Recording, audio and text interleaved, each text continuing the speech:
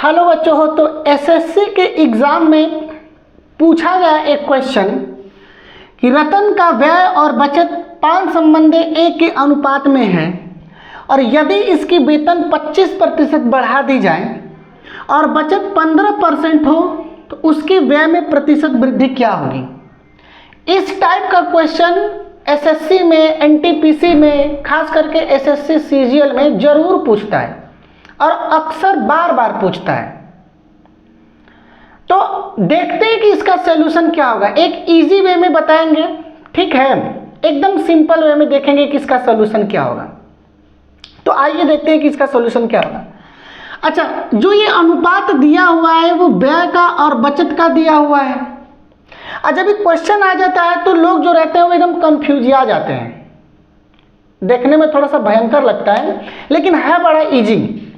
तो एक तरफ लिखेंगे व्यय, एक और लिखेंगे बचत और इधर ये लिख देते हैं क्या, आय। अब थोड़ी ध्यान से देखिएगा कि व्यय और बचत का जो अनुपात है 5 संबंध 1 है, यानी व्यय में लिखेंगे 5 और बचत में लिखेंगे 1। तो इनकम कितना हुआ होगा, 5 गो व्यय है 1 गो बचत है, तो इनकम कितना हुआ होगा 6 गो। 5 और 1 6 रुपया।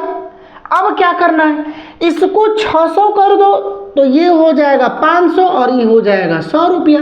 यानी 600 रुपया कमा रहा है, 500 रुपया व्यय कर रहा है, तो कितना रुपया बचा रहा है, 100 रुपया। अब आगे देखो क्या कह रहा है, यदि उसकी वेतन 25% बढ़ा दी जाए। अब जो वेतन है आय 25% बढ़ा दीजिए और बचत को 15% बढ़ा दीजिए। बचत को कितने बढ़ा देना है, 15%। तो कह रहा है कि व्यय कितने प्रतिशत बढ़ जाएगा, व्यय में प्रतिशत वृद्धि कितनी होगी।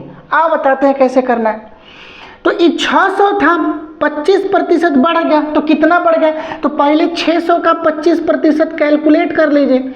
तो 600 का 25% तो कितना हो जाएगा, प्रतिशत को हटाने के लिए 100 से भाग दिया जाता है। तो 100 से यहाँ पे भाग दीजिएगा तो कितना हो जाएगा, 00 से 00 कट गया और 25 6 का हो जाएगा 150।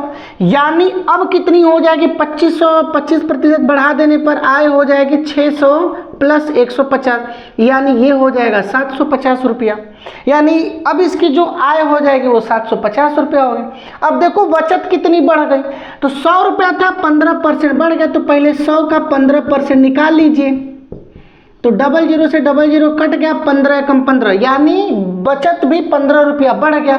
तो अब कितनी बचत हो गई, पहले 100 बचाता था, अब 15 हो गया, तो अब बढ़ करके हो गया 115। अब ध्यान दो, आय कितनी हो गई 750 रुपया, बचत कितना हो गया 115 रुपया। तो अब देख लो व्यय कितना हो गया, तो इसमें से इसको घटा दो। तो 750 में से 115 को घटाइएगा तो क्या मिलेगा, 10 में से 5 गया 5, 4 में से 1 गया 3, 6 में से 1 गया कितना हो जाएगा, 7 में से 1 गया कितना हुआ 6। यानी अब इसकी जो व्यय हो गई वो 635 रुपया बढ़ गया। अब देखो कितना बढ़ा, पहले व्यय 500 का करता था, अब जो व्यय है वो 635 का कर रहा है, व्यय मतलब खर्च। तो कितना रुपया बढ़ गया, 500 से 635, 135 ही ना हुआ। अब निकाल दीजिए, तो व्यय प्रतिशत निकाल दीजिए। तो यहाँ पे लिखेंगे व्यय प्रतिशत बराबर व्यय। तो व्यय है 135 का बटा में कितना रुपया पहले व्यय होता था, तो 500। अब प्रतिशत के लिए 100 को सटा दो यहाँ पे, तो 2 को 0 से 2 0 कट गया, 5 दूनी के 10, 5 7 35, यानी हो गया 27%। यानी जो करेक्ट आंसर हो जाएगा 27%। तो कंपटीशन में कभी आए तो परेशान न होना, जैसे किया हूँ वैसे ही करना। तो इसी तरह के वीडियो के लिए जुड़े रहें हमारे साथ। Thank you, all the very best.